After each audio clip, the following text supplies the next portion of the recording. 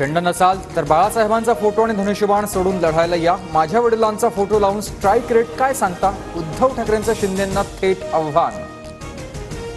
शिवसेना खत्म करणारा नालायक भाजपसोबत जाणार नाही। भाजपला तडाखा बसल्यानं मुद्दाम वावड्या उठवल्या। उद्धव ठाकरेंचा हल्लाबोल। सत्तेसाठी उद्धव ठाकरेंनी हिंदुत्व सोडलं। उद्धव ठाकरेंना बाळासाहेब ठाकरेंचा फोटो लावून मतं मागण्याचा अधिकार नाही। धनुष्यबाण पेरण्याची ताकद आमच्या मनगटात। एकनाथ शिंदेंचा हल्लाबोल। मशाल घेऊन भाजपच्या बुडाला आग लावली। भूपेंद्र यादव आणि अश्विनी वैष्णव नालायक मंत्री ठरले म्हणून महाराष्ट्रात प्रभारी नेमलं। उद्धव ठाकरेंची जोरदार टीका। ओबीसीपेक्षा उद्धव ठाकरे मुस्लिमांना मसीहा वाटू लागले। मुस्लिम वस्त्यांमध्ये उद्धव ठाकरेंना 99% मतं। मुख्यमंत्री शिंदेंचा उद्धव ठाकरेंवर निशाणा। मला हरवण्यासाठी काहींनी बिनशर्त पाठिंबा दिला। उघड पाठिंबा म्हणजे बिनशर्त। राज ठाकरेंनी महायुतीला दिलेल्या पाठिंब्यावरून उद्धव ठाकरेंचा हल्लाबोल। पुन्हा इन म्हणणारे आता जाऊ द्या ना घरी वाजले 12 असं म्हणतात। उद्धव ठाकरेंची फडणवीसांवर बोचरी टीका। तारीख पे तारीख द्यायला सनी देओल बसला का? सुप्रीम कोर्ट किती दिवस अपात्रतेचा निकाल लांबवणार? 40 आमदार अपात्र झाले तर विधान परिषदेची निवडणूक कशी होऊ शकते? ठाकरेंचा सवाल।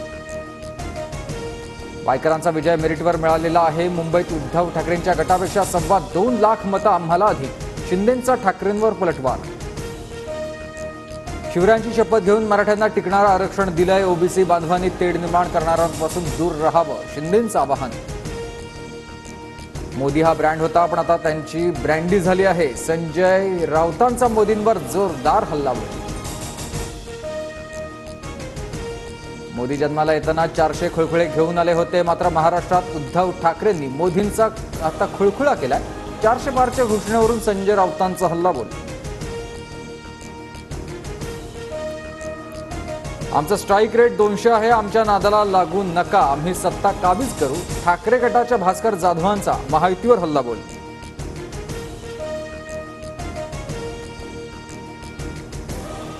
अजितदादा थोडे दिवस नसते आले तरी चाललं असतं। शिवसेनेच्या मेळाव्यात रामदास कदम यांचं विधान। रामदास कदमांच्या विधानानं वाद वाढण्याचं चिन्ह। शिवसेनेच्या 58व्या वर्धापन दिन सोहळ्यात उद्धव ठाकरेंच्या हस्ते नवनिर्वाचित 9 खासदारांचा सत्कार।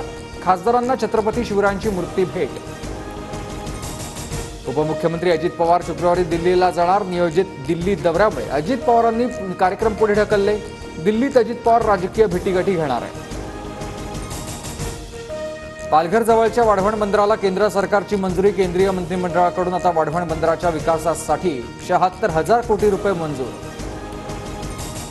केंद्र सरकारकडून खरीप पिकांसाठी एमएसपी वाढवण्यास मंजुरी। एकूण 14 पिकांच्या एमएसपीत वाढ।